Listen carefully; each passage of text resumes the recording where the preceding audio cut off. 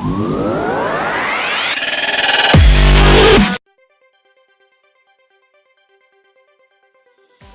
what's up guys? Serge here. So someone manages to get his hands on a Galaxy S9 and shares some interesting specifics of the improved beast.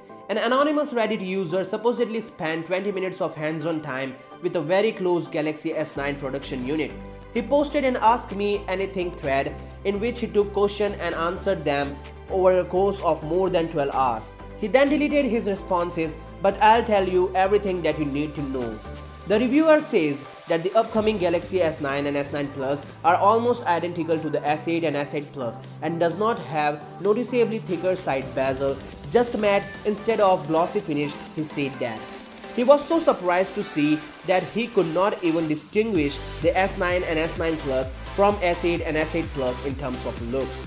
The user also confirmed that the S9 have a stereo speaker, one in the earpiece, and even manages to have a headphone jack.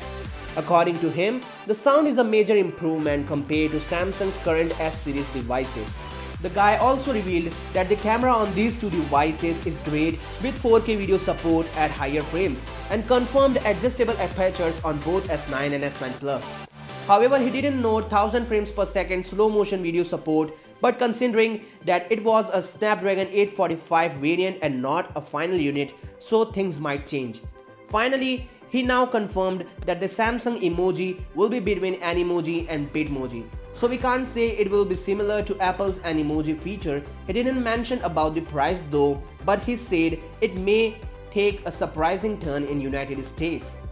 But we should keep in mind that 20 minutes is not sufficient to clear up all the doubts at once. But luckily, we are only 6 days away from the new S phone, so we'll come to know about it at 25th. And yeah, tell me what you think about this in the comments down below. I'll see you guys tomorrow. Peace out.